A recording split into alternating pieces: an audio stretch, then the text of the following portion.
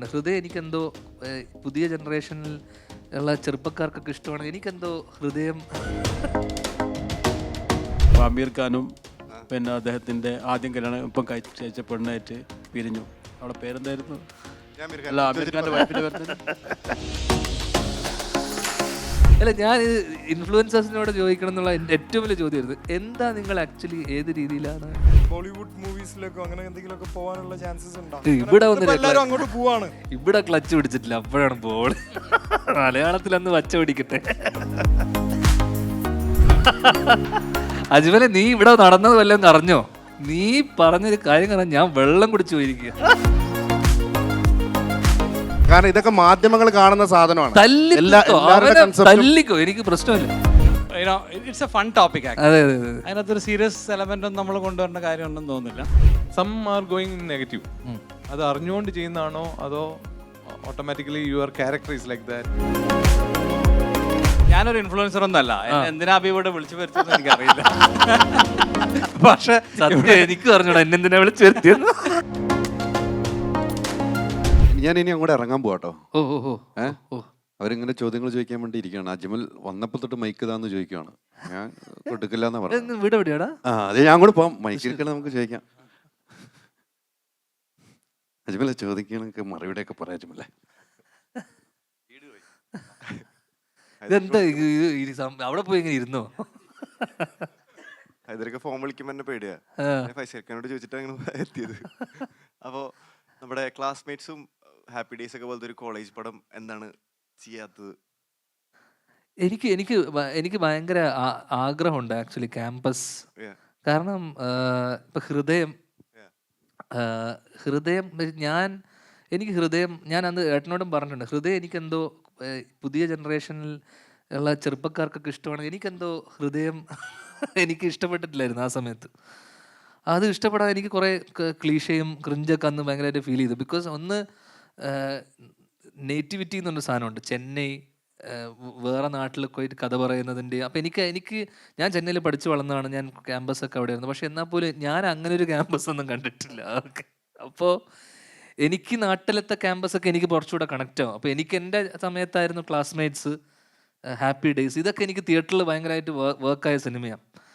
അപ്പോൾ എനിക്ക് ഹൃദയം വന്നപ്പോൾ, പക്ഷേ ഇന്നത്തെ ചെറുപ്പക്കാരുടെ അടുത്ത് ഹൃദയം ഇഷ്ടമല്ല എന്ന് പറഞ്ഞു കഴിഞ്ഞാൽ അവർ ഭയങ്കര നമ്മളെ തല്ലും, മനസ്സിലായില്ലേ? അപ്പം ചെയ്യണമെങ്കിൽ അജ്മല നമുക്ക് അതിന് ഇന്നത്തെ 18ഉം 20ഉം വയസ്സുള്ള കുട്ടികൾ സംസാരിക്കുന്ന അവരുടെ സംസാരം നമുക്ക് എങ്ങനെയാണെന്ന് അറിയണം. കാരണം നമ്മൾ ഒരുപാട് വർഷം, ഇപ്പം എനിക്ക് 36 വയസ്സായി. അപ്പം എനിക്ക് 18 വർഷം പുറകിലോട്ട് പോകണം. അല്ലെങ്കിൽ 18 വർഷം പുറകിലോട്ട് പോകുന്നതല്ല, ഈ 18 വയസ്സുള്ള പിള്ളേരുമായിട്ട് ഞാൻ ഒരിക്കലും ഇവരുടെ കൂടെ പോയി താമസിച്ച് ഇവരുടെ സംസാര രീതി, ഒരു കഥ ഉണ്ടാക്കുന്ന മാത്രം കാര്യമില്ല. അവരുമായിട്ടുള്ള സംസാരം, അവരുടെ കോൺവെർസേഷൻ എങ്ങനെയാണ്, അവരുടെ പ്രണയം എന്തെങ്ങനെയാണ്, അത് നമുക്കറിയില്ല. അവർ ഭയങ്കര പ്രോഗ്രസീവും ഭയങ്കര ഫോർവേഡുമാണ്. അവരുടെ പെർസ്പെക്റ്റീവേ വേറെയാണ്. അപ്പം നമ്മൾ ഏറ്റവും കൂടുതൽ റീസെർച്ച് ചെയ്യേണ്ടി വരിക ഇതുപോലത്തെ ക്യാമ്പസ് പടങ്ങളും ഇതുപോലത്തെ ആൾക്കാരെ പ്രത്യേകിച്ച് ടീനേജ് അഡോളസെൻ്റ് സമയത്തുള്ള ഇന്നത്തെ പ്രസൻറ്റിൽ കഥ പറയുകയാണെങ്കിൽ അതിനാണ് ഏറ്റവും കൂടുതൽ റീസെർച്ചും ഏറ്റവും കൂടുതൽ തയ്യാറെടുപ്പും വേണ്ടത്. അതുകൊണ്ട് നമ്മളത് ചെയ്യണമെങ്കിൽ നമ്മൾ മെനക്കെട്ട് ആ ജനറേഷൻ, ആ ഗ്രൂപ്പിലുള്ള ആൾക്കാരുമായിട്ട് നമ്മൾ ശരിക്കും അവരുമായിട്ട് നമ്മൾ ഇടപഴകി കഴിഞ്ഞാൽ മാത്രമേ നടക്കുകയുള്ളൂ. ആഗ്രഹമുണ്ട്, കഥയുണ്ട്, പക്ഷേ എഗെയിൻ സ്ക്രീൻ പ്ലേയിലോട്ട് വരുന്ന സമയത്ത് നമുക്ക് ബ്ലോക്കുകളുണ്ട്. കാരണം നമുക്ക് പ്രണയം അറിഞ്ഞുകൂടാ കാരണം പ്രണയമൊക്കെ മറ്റേ ടിൻഡർ പ്രണയങ്ങളാണ്, മനസ്സിലായില്ലേ? ഫാസ്റ്റ് ഫോർവേഡ് പ്രണയങ്ങളാണ്. എനിക്കൊന്ന് അവരുടെ ഇടയിൽ ഇല്ലാത്തതും ഒരു ഇതാണ്. നമ്മുടെ ജനറേഷനിൽ ഉണ്ടായിരുന്ന ഒരു സാധനത്തിൻ്റെ വ്യത്യാസം എന്ന് പറയുന്നത് എനിക്ക് തോന്നിയിട്ടുള്ളത് വെച്ചാൽ, അത് ഞാൻ ഇതിലും ഭയങ്കര താഴെ കമൻറ്റ് വരുന്ന സാധനമാണ് കമ്മിറ്റ്മെൻറ്റ്. എഗെയിൻ, കാരണം ഇന്നൊരു പെൺകുട്ടി അല്ല ആൺകുട്ടി അവർക്ക് ഒരു സാധനം വർക്കൗട്ട് ആവുന്നില്ലെങ്കിൽ അവരപ്പോൾ ബ്രേക്കപ്പ് ചെയ്തിട്ട് പോവും. പ്രണയമാണെങ്കിൽ പോലും അത് ഒരു രീതിയിൽ അത് നല്ലതാണ്. എന്തിനാണ് കടിച്ചു പിടിച്ചിരിക്കുന്നത് അല്ലേ? പക്ഷെ നമ്മളെ കാലത്തൊക്കെ എന്നാൽ പോലും കുറച്ചൊക്കെ സഹിച്ചും ക്ഷമിച്ചും പിടിച്ചൊക്കെ ഇരിക്കും. പക്ഷെ ഇന്നത്തെ കാലത്ത് ആ പെൺകുട്ടിയൊക്കെ അതൊന്നും വേണ്ട. അവർക്ക് പിള്ളേർക്കാണ്, ചെക്കന്മാർക്കാണെങ്കിലും അങ്ങനെ ഒരു എന്താ പറയണ്ടേ, ഭയങ്കരമായിട്ടുള്ളൊരു കമ്മിറ്റ്മെൻറ്റ് ആക്ച്വലി റിലേഷൻഷിപ്പിൽ കുറവാണെന്ന് നമുക്ക് തോന്നും. അപ്പം നമ്മൾ അങ്ങനെ ഒരു സിനിമ ചെയ്യണമെങ്കിൽ നമുക്ക് ഭയങ്കര റിസർച്ച് വേണം. അത് തന്നെ. അജ്മലിനോട് ചോദിക്കാനുള്ള ചോദ്യം എന്ന് പറഞ്ഞാൽ, ഇപ്പോൾ അമീർ ഖാനും പിന്നെ അദ്ദേഹത്തിൻ്റെ ആദ്യം കല്യാണം ഇപ്പം കഴിച്ച പെണ്ണായിട്ട് പിരിഞ്ഞു. അവളെ പേരെന്തായിരുന്നു? ഞാൻ അമീർ അല്ല, ഖാനെ അമീർ ഖാന്റെ ചോദിച്ചിട്ട് വൈഫിന്റെ പേരെന്തായിരുന്നു? എന്തായിരുന്നു? അമീർ ഖാനെ കിരൺ റാവ്, കിരൺ റാവ്. കിരൺ റാവു. ആ. അവരിപ്പം നല്ല സൗഹൃദമാണ്. Okay okay. അപ്പോൾ ഒരു രണ്ടു കൂട്ടരും പിരിയാൻ വിചാരിച്ചാൽ സൗഹൃദത്തിൽ പിരിയാൻ പറ്റും. അതുപോലെ അതെനിക്കറിയില്ല, അവരോട് ചോദിക്കേണ്ടി വരും. വെക്ക് വെക്ക്. അപ്പോൾ നീയും ജുമാനയും കാനയും എന്നാ വേണ്ട, ഒനിഷ്ടല്ലേ പോട്ടെ. അല്ല അതൊന്നുമില്ല. എന്തായാലും അജ്മൽ ഇവിടെ ഒരു റെസ്റ്റോറൻറ്റ് തുടങ്ങുകയാണ്. ആ അടിപൊളി. അതും കൂടെ ഞാൻ ഇവിടെ അനൗൺസ് ചെയ്യണം. ആ പിന്നെ അടിപൊളി. അത് പറയണ്ടേ? അത് പറ. കരാമലാണ് ബാക്ക്, ഇതിന്റെ ബാക്ക് കഹാനി കഫേയുടെ നേരെ ഓപ്പോസിറ്റ് ആണ് അടിപൊളി. മലബാർ ടിഫിൻ എന്ന് പറഞ്ഞിട്ട് ആണല്ലേ? തലശ്ശേരി ഫുഡാണ്.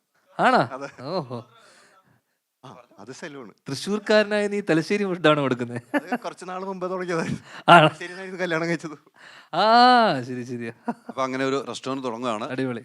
അപ്പം ഇനി ഇവിടെ വന്നാൽ ഇവിടെ തന്നെ പോയി കഴിക്കണമെന്നാണ് പറയുന്നത്. ഓ അല്ല, അജ്മൽ ഭയങ്കര നമ്മുടെ ഇന്നത്തെ വിഷയം അതായിരുന്നില്ലേ, ഇൻഫ്ലുവൻസേഴ്സ്. അതെ അതെ, അജ്മൽ ഭയങ്കര ഇൻഫ്ലുവൻസർ അത് അല്ലേ ഇവിടുത്തെ? ചോദിക്കണമെന്ന് പറഞ്ഞില്ല, ആ, ചോദിക്കും. അതെ. അല്ല, ഞാൻ അത് ചോദിക്കണം എന്നുള്ളത് ഏത് രീതിയിലാണ് ഇൻഫ്ലുവൻസ് ചെയ്യുന്നതാണ് ഞാൻ ചോദിക്കണം. സത്യം പറഞ്ഞാല് അതങ്ങനെ അങ്ങോട്ട് ആയിപ്പോയി. പിന്നെ ഞാൻ മാറ്റാൻ നിന്നില്ല. അല്ല, ഞാൻ ഇൻഫ്ലുവൻസേഴ്സിനോട് ചോദിക്കണം എന്നുള്ള എൻ്റെ ഏറ്റവും വലിയ ചോദ്യമായിരുന്നു, എന്താ നിങ്ങൾ ആക്ച്വലി ഏത് രീതിയിലാണ്? ഞാനും ആലോചിക്കാറുണ്ട് പലപ്പോഴും. അല്ല, അജ്മൽ ആക്ച്വലി കാരണം ഇന്നത്തെ നമ്മൾ നോക്കുമ്പോൾ നമ്മൾ ഏറ്റവും കൂടുതൽ കാണുന്ന തന്നെ ഡിജിറ്റൽ കണ്ടന്റ്. പോഡ്കാസ്റ്റേഴ്സ് ഉണ്ട്, ഇപ്പോൾ ബ്ലോഗേഴ്സ്, വ്ളോഗേഴ്സ്, അല്ലെങ്കിൽ യൂട്യൂബേഴ്സ്, ഇങ്ങനെ കുറേ കാറ്റഗറി ഉണ്ടല്ലോ. അതിൽ ഫാഷൻ ഇൻഫ്ലുവൻസേഴ്സ് ഉണ്ട്. അപ്പം നിങ്ങൾ ആക്ച്വലി അജ്മൽ ഫാഷൻ ഇൻഫ്ലുവൻസർ ആയിട്ടല്ലേ? അല്ലേ? അല്ലേ, ലൈഫ് സ്റ്റൈൽ അല്ലേ? അപ്പം ഞാൻ ചോദിക്കുന്നത്, ഈ ചില സാധനങ്ങൾ അപ്പം നിങ്ങളെ ഫോളോ ചെയ്യുന്ന ആൾക്കാർ ഈ പ്രോഡക്റ്റൊക്കെ, ചില സാധനങ്ങളൊക്കെ നിങ്ങൾ ബ്രാൻഡ് ചെയ്യാനൊക്കെ ചെയ്യുമ്പോൾ ഇത് ശരിക്കും നിങ്ങൾ ഉപയോഗിച്ച് ഉറപ്പ് വരുത്തി നല്ലതാന്ന് ഇതാക്കിയിട്ടാണോ ശരിക്കും ചില സാധനങ്ങളൊക്കെ നിങ്ങൾ ബ്രാൻഡ് ചെയ്യും? അങ്ങനെ ഉണ്ടാവില്ല. ആ, പേയ്മെന്റിന്റെ അനുസരിച്ചിരിക്കും. അതാ എനിക്ക് അറിഞ്ഞാൽ കൊള്ളാം. കാരണം ചിലവരൊക്കെ ഇത് മേക്കപ്പ് ഇതൊക്കെ ഇട്ടിട്ടേ നോക്കൂ ഞാൻ ഇതാണ് ഉപയോഗിക്കുന്നതെന്ന് പറഞ്ഞിട്ട്. അപ്പൊ അങ്ങനെ ഒരു ക്വാളിറ്റി ചെക്ക് നിങ്ങളെ ഭാഗത്തുനിന്ന് നിങ്ങളൊരു പ്രൊഡക്റ്റ് എൻഡോസ് ചെയ്യുമ്പോഴൊക്കെ ഉണ്ടാവാറുണ്ടോ? ശരിക്കും പറഞ്ഞാല് ചില പ്രൊഡക്റ്റിന്റെ ഉണ്ടാവും. ഞാൻ എസ്പെഷ്യലി ഡ്രസ്സിന്റെ കാര്യങ്ങളൊക്കെ ആയിട്ട് നോക്കാറ്. നോക്കാറുണ്ട്. ഫേസ് പ്രൊഡക്ട്സ് അങ്ങനത്തെ സംഭവങ്ങൾ ഞാൻ ചെയ്തിട്ടില്ല. കാരണം അതെനിക്ക് പേടിയുണ്ടായിരുന്നു. പിന്നെ അങ്ങനത്തെ സാധനം ചെയ്യാറില്ല. പിന്നെ നീ അഥവാ കുറെ കാശ് കിട്ടുകയാണെങ്കിൽ ഓക്കെ. അല്ല, കാരണം ഇവരെയൊക്കെ കൃത്യമായി ഫോളോ ചെയ്യുന്ന, അജ്മലിനെയൊക്കെ ഫോളോ ചെയ്യുന്ന നാട്ടിലൊക്കെ എത്രയോ ആൾക്കാരുണ്ട്. അപ്പം ഞാൻ പറയുന്നത് അവരൊക്കെ ഭയങ്കരമായിട്ട് ബ്ലൈൻഡായിട്ട് വിശ്വസിക്കുന്ന കുറേ, ഞാൻ പറഞ്ഞ പ്രത്യേകിച്ച് ഫീമെയിൽ ഇൻഫ്ലുവൻസേഴ്സ് ഒക്കെ ഉണ്ടല്ലോ. അവരൊക്കെ ഞാൻ എപ്പോഴും ആലോചിക്കും, ഇവരുടെ ഒരു റവന്യൂവിന് വേണ്ടി മാത്രമാണോ എല്ലാം? കാരണം ഇവരെയൊക്കെ ബ്ലൈൻഡായിട്ട് വിശ്വസിച്ച് ആ പ്രോഡക്റ്റ് ഒക്കെ വാങ്ങിച്ച് ഉപയോഗിക്കുന്ന പലരും ഉണ്ട്. അപ്പോൾ അവരതിനെ കൃത്യമായിട്ട് ക്വാളിറ്റി ചെക്കൊക്കെ നടത്തിയിട്ടാണോ ഉപയോഗിക്കുന്നതെന്നൊക്കെ. പക്ഷെ നല്ല പ്രൊഡക്ട്സിന്റെ സംഭവങ്ങളുണ്ട്. ചില പ്രൊഡക്ട്സ് ഒക്കെ അവര് തന്നെ ഇങ്ങനെ മെയിൽ അയക്കും. മെയിൽ അയച്ചില്ലെങ്കിൽ വെറുതെ ഇങ്ങനെ ഫോം വിളിച്ച് ചോദിക്കും, പേയ്മെന്റ് ഇത്ര ഉണ്ട്, ബഡ്ജറ്റ് ഇത്ര ഉണ്ട് നോക്കിയപ്പോൾ ജസ്റ്റ് ഇടുന്ന. Okay okay okay okay okay okay, അല്ല കാര്യം മനസ്സിലായില്ലേ? ഇതാണ് അജ്മൽ. തുടങ്ങൂല്ലേ? ആ,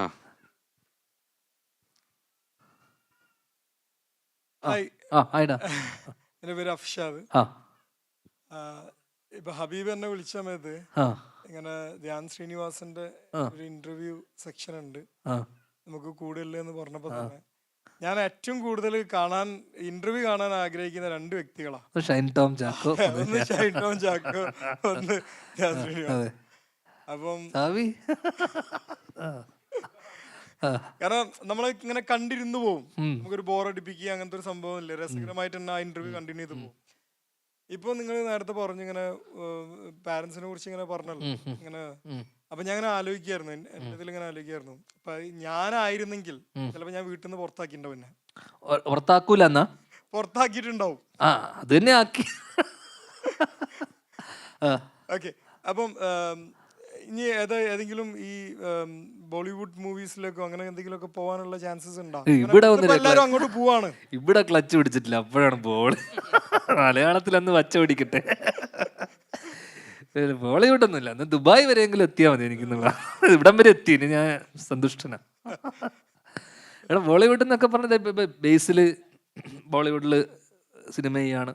അപ്പം ഞാൻ പറഞ്ഞു, ഇപ്പോൾ ബോളിവുഡ് എന്ന് പറഞ്ഞൊരു ഇൻഡസ്ട്രി ഒന്നുമില്ല, ഇപ്പോൾ വൺ സിംഗിൾ ഇൻഡസ്ട്രി ആയി മാറി ആക്ച്വലി സിനിമ എന്ന് പറയുമ്പോൾ തന്നെ.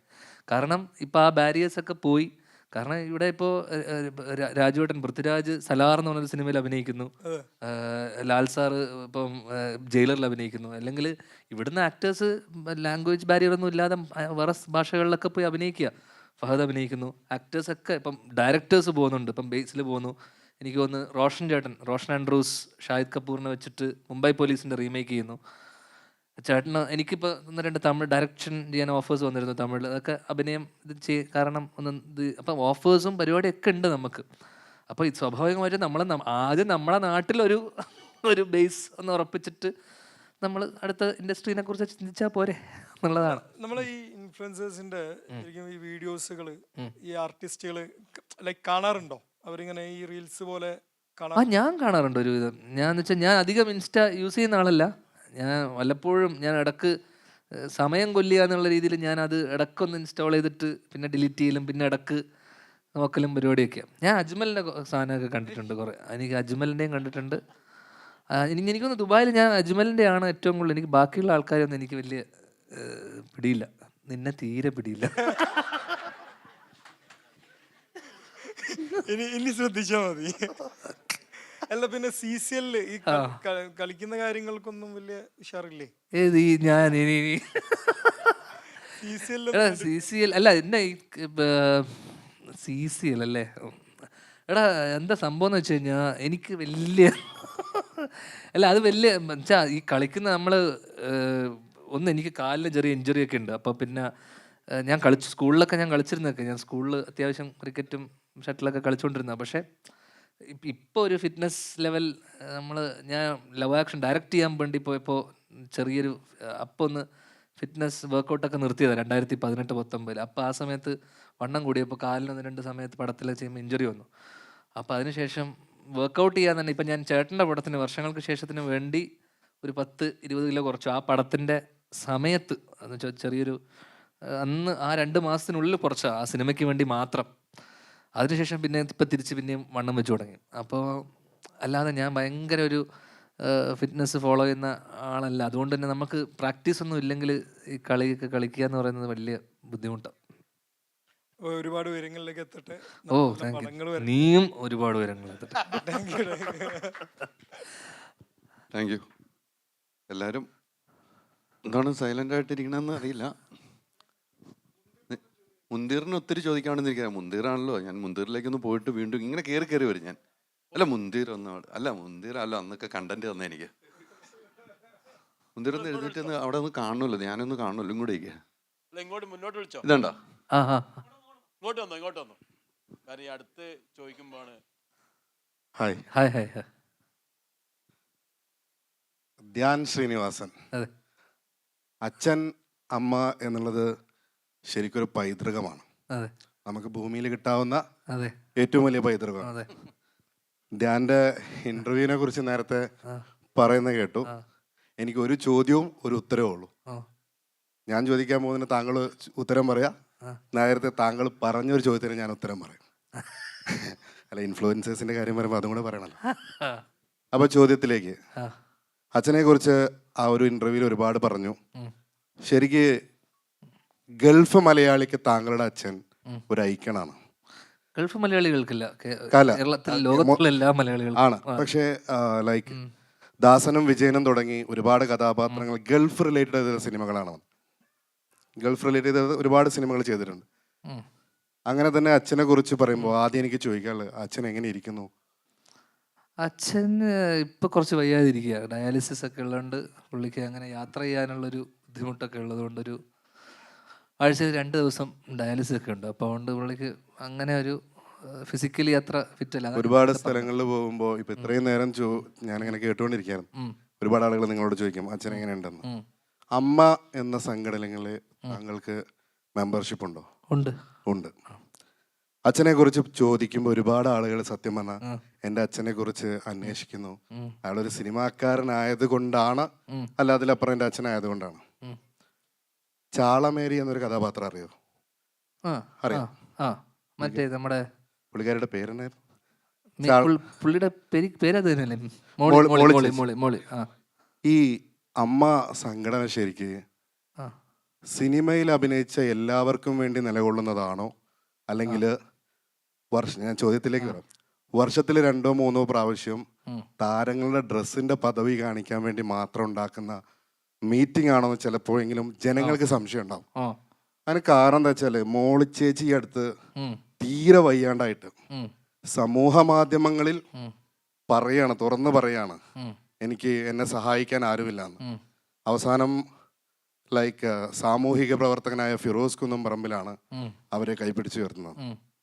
എന്ന് വെച്ചാൽ കേരളത്തിലാണ് അമ്മ എന്ന മലയാളത്തിൽ നേരത്തെ പറഞ്ഞ സിനിമാക്കാരുടെ മുഴുവൻ സംഘടന ഉണ്ടായിട്ട് തങ്ങളിൽപ്പെട്ട 1 or 2 സിനിമയല്ല, ഒരു പറ്റം സിനിമകൾ മലയാളക്കരയ്ക്ക് സമ്മാനിച്ച അത്രയും വലിയൊരു ആർട്ടിസ്റ്റിന് ഇങ്ങനെ ഒരു ഗതികേട് വരേണ്ട അവസ്ഥയിൽ ചികിത്സിക്കാൻ പോലും അമ്മ എന്ന സംഘടനയ്ക്ക് കേൾപ്പില്ലേ? കേൾപ്പുണ്ട്. എന്തുകൊണ്ട് തിരിഞ്ഞു നോക്കിയില്ല? അല്ലെങ്കിൽ എന്തുകൊണ്ട് അവരുടെ കാര്യങ്ങൾ അന്വേഷിക്കാൻ അന്ന് മലയാള സിനിമയിൽ ആണുങ്ങളായിട്ട് ആരുണ്ടായില്ലേ? ഉണ്ടായി കാണും, ആരെങ്കിലും അന്വേഷിച്ചിട്ടുണ്ടാവും. അതിനുശേഷമായിരിക്കും സ്വാഭാവികമായിട്ടും. കാരണം ഇതെല്ലാവരും എനിക്ക് തോന്നുന്നത്, ഞാൻ മെമ്പറായിട്ട് ഞാൻ കഴിഞ്ഞ വർഷം മെമ്പറായത്. ഞാനൊരു 10 വർഷത്തിനിടയിൽ ഈ കഴിഞ്ഞ വർഷം ഒരു 9 വർഷം കഴിഞ്ഞിട്ടാണ് ഞാൻ ഫെഫ്കയിൽ മെമ്പറാണ്, ഡയറക്ടേഴ്സ് യൂണിയനിൽ. ഞാൻ ഫെഫ്കയിൽ മെമ്പറായതിനു ശേഷമാണ് അമ്മയിൽ മെമ്പറാവുന്നത്.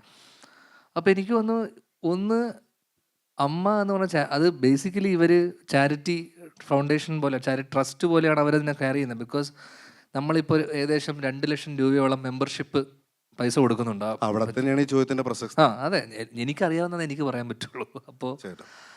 അപ്പോൾ ഈ സംഘടന എന്ന് പറയുന്നത് ബേസിക്കലി മെയിനായിട്ട് ജനറൽ സെക്രട്ടറി, ഇപ്പം നമ്മളൊക്കെ മെമ്പേഴ്സ് മാത്രമാണ്. ഇതിൻ്റെ തീരുമാനം എടുക്കുന്ന ഒരു കോർ കമ്മിറ്റി അല്ലെങ്കിൽ ഈ ബാക്കിയുള്ള സഹായങ്ങളും സാധനങ്ങളൊക്കെ ചെയ്യുന്നത് ഈ കമ്മിറ്റിയിലുള്ള ആൾക്കാരായിരിക്കും. എന്നുവെച്ചാൽ ഒരു 10 എക്സിക്യൂട്ടീവ് കമ്മിറ്റി ഉണ്ടാവും, അതിലൊരു 10-11 മെമ്പേഴ്സ് ഉണ്ടാവും. പിന്നെ ജനറൽ സെക്രട്ടറി, ട്രഷറർ, ഇങ്ങനെ ഒരു ഗ്രൂപ്പ് ഓഫ് ആൾക്കാരാണല്ലോ.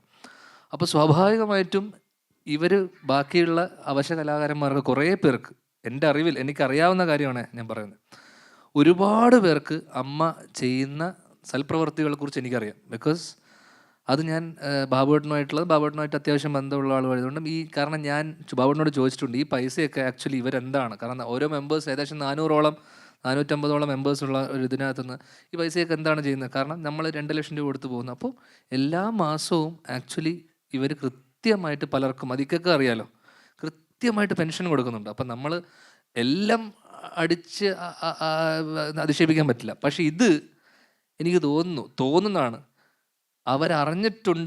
അറിഞ്ഞത് വൈകിയായിരിക്കാം. അറിഞ്ഞിട്ടുണ്ടെങ്കിൽ, കാരണം ഇതിപ്പോഴും നമ്മളിപ്പോൾ ഇതൊക്കെ പലരും മോളി ചേച്ചിയുടെ കാര്യം മാത്രമല്ല, ഇങ്ങനെ ഒരുപാട് പേര്. ഇപ്പോൾ കഴിഞ്ഞ ദിവസം TP മാധവൻ, പുള്ളി വയ്യായിക, പുള്ളി ഒരു റെസ്റ്റ് ഇവിടെ ഒരു ഇതിനകത്ത്, അപ്പോൾ പുള്ളീനെ കാണാൻ ലാൽ സാറ് വരണമെന്ന് പറഞ്ഞു. എനിക്ക് ഗണേഷ് ഏട്ടൻ പോയി കണ്ടു. അപ്പോൾ എനിക്ക് തോന്നുന്നു അറിഞ്ഞിട്ടുണ്ടെങ്കിൽ അതിനുശേഷം സംഭവിച്ചത് നമുക്കറിയില്ലല്ലോ. കാരണം ഇവരെപ്പോഴാണ് ഇത് അറിഞ്ഞത് അതും നമുക്കറിയില്ല. കാരണം ചിലപ്പോൾ ഇവർ കാരണം പലരും പോയി പറയാനോ സഹായം ചോദിക്കാനൊന്നും പോയിട്ടുണ്ടാവില്ല ചിലപ്പോൾ. പക്ഷെ അറിഞ്ഞിട്ടുണ്ടെങ്കിൽ, എൻ്റെ അറിവിൽ അതിനുശേഷം എന്താണെങ്കിലും അറിഞ്ഞിട്ടുണ്ടെങ്കിൽ അങ്ങനെ ഒരു സഹായം തീർച്ചയായിട്ടും പോയിട്ടുണ്ടാവും എന്നുള്ളതാണ് എൻ്റെ ഒരു വിശ്വാസം. ബിക്കോസ് അതിനുശേഷം ഉള്ള കാര്യം നമുക്കറിയില്ല. പക്ഷേ നേരത്തെ പോലെ അറിഞ്ഞിട്ടൊരിക്കലും ഇങ്ങനെ കാരണം ഒരുപാട് സിനിമ ചെയ്ത സ്ത്രീയാണ് അവർ നമ്മൾ മലയാള സിനിമയിൽ. അപ്പോൾ അറിഞ്ഞിട്ടുണ്ടെങ്കിൽ അവരോട് മാത്രം അമ്മ എന്ന് പറയുന്ന സംഘടനയ്ക്ക് അവരോട് മാത്രം ഒരു വിരോധമോ വിദ്വേഷമോ ഒന്നും ഉണ്ടാവാനുള്ള കാരണമില്ലല്ലോ. സോ അറിഞ്ഞ ശേഷം എന്താണെങ്കിലും എനിക്ക് കാരണം അറിയില്ല. ബിക്കോസ് ഞാൻ ഈ 400-450 ആൾ ഒരു മെമ്പർ മാത്രം. ഈ കോർ കമ്മിറ്റിയാണ് ഇതൊക്കെ ഡിസൈഡ് ചെയ്യുന്നതും. ഇതൊക്കെ ഞാൻ അറിഞ്ഞത് തന്നെ ഇപ്പം ബ്രദർ പറയുമ്പോഴാണ് എനിക്ക് ഇങ്ങനെ ഒരു അസുഖം വന്നതെന്ന് ഞാൻ അറിയുന്നത് ആക്ച്വലി. അപ്പം തീർച്ചയായിട്ടും അറിഞ്ഞിട്ടുണ്ടെങ്കിൽ അവരെന്തായാലും അതിനുശേഷം എന്തായാലും സഹായം ചെയ്തിട്ടുണ്ടാവും. എനിക്ക് തോന്നുന്നു ഇക്കൊക്കെ അതിനെക്കുറിച്ച് അറിയായിരിക്കും കൂടുതൽ. ചെയ്തിട്ടുണ്ടോ? അത് കഴിഞ്ഞിട്ട് ഇതുമായി ബന്ധപ്പെട്ട് മോളി ചേച്ചിയെ കാണുകയൊക്കെ ചെയ്തിട്ടുണ്ട്. അല്ല, അതിന് മുമ്പ് വാർത്തയ്ക്ക് മുമ്പ് മോളി ചേച്ചി ആ വാർത്താ സമ്മേളനത്തിൽ പറഞ്ഞൊരു കാര്യം ഉണ്ടായിരുന്നു. ഇതില് ബാബു ചേട്ടനായിട്ട് 1-2 ആളുകളുടെ ബന്ധപ്പെട്ടിരുന്നു. പക്ഷെ കൃത്യമായ ഒരു ഉത്തരമോ അല്ലെങ്കിൽ നോക്കാം എന്ന് പറഞ്ഞ് വൈമാറുകയാണ്. ഈ ഒരു സംഭവം ലൈക്ക് അനീഫ്കയുടെ വൈഫ്, കൊച്ചിൻ അനീഫ്കയുടെ വൈഫ് ഈ അടുത്ത് തന്നെ കുറച്ച് മുമ്പ് ഇതുപോലെ പറഞ്ഞിട്ടുണ്ടായി. അപ്പോൾ സിനിമയിൽ ഒരു പ്രാവശ്യം അഭിനയിച്ചാൽ അവരെ സംബന്ധിച്ച് പിന്നീട് പബ്ലിക് പ്ലാറ്റ്ഫോമിൽ പോയിട്ടൊരു മറ്റൊരു തൊഴിൽ ചെയ്യാന്ന് പറയുന്നത് വലിയൊരു കാഠിന്യമുള്ള കാര്യമാണ്. കാരണം ഒരു സിനിമാക്കാരനായി പിന്നെ അയാളെ സിനിമയാണ് ജനങ്ങൾ എക്സ്പെക്ട് ചെയ്യുന്നത്. അപ്പോൾ അവരുടെ കുടുംബം കൂടെ ഭദ്രമാക്കേണ്ട കടമ ഈ അമ്മ എന്ന സംഘടനയ്ക്ക് ഉണ്ട്. എപ്പോഴെങ്കിലും അവസരം കിട്ടുകയാണെങ്കിൽ, താങ്കൾക്ക് പറയാൻ അവസരം കിട്ടുകയാണെങ്കിൽ അത് പറഞ്ഞു കൊടുത്താൽ നന്നായിരിക്കും എന്നാണ് അല്ല ഞാൻ പറയണ്ടല്ലോ, ഇപ്പൊ ബ്രദർ ഇപ്പൊ ഇത് പറഞ്ഞില്ലേ, അതിൽ ഈ ഇന്റർവ്യൂ പകുതി മുക്കാൽ ആൾക്കാരും കാണുന്നതാ. അപ്പൊ എന്തായാലും അവര് മനസ്സിലാക്കേണ്ടതാണ്, അവര് തീർച്ചയായിട്ടും മനസ്സിലാക്കി. ഇനി എൻ്റെ ഉത്തരം, ഇൻഫ്ലുവൻസേഴ്സ് എന്ന് പറഞ്ഞാൽ കാശുണ്ടാക്കാൻ വേണ്ടി മാത്രം ചെയ്യുന്നതല്ല. ഞാൻ അങ്ങനെ അല്ലല്ല, ഒരു മിനിറ്റ്, നിങ്ങൾ പറഞ്ഞിട്ടില്ല. ഐ മീൻ അത് മറ്റേ അജ്മൽ പോയോ? ഓക്കെ. ഒന്ന്, ദുബായ് ബേസ് ചെയ്തിട്ടുള്ള ഏത് ഇൻഫ്ലുവൻസർക്കും സിനിമാക്കാരനൊരു പദവി നിങ്ങൾ അഭിനയിക്കുന്നതിലൂടെ കിട്ടുന്നതാണ്. ഇൻഫ്ലുവൻസർക്ക് ഒരു പദവി എന്ന് പറയുന്നത് പട്ടകമൊന്നുമല്ല. അതെന്ന് പറയുന്നത് നമ്മൾ ചെയ്യുന്ന എന്താണ് ഇൻഫ്ലുവൻസർ, നിങ്ങൾ നേരത്തെ ചോദിച്ചു.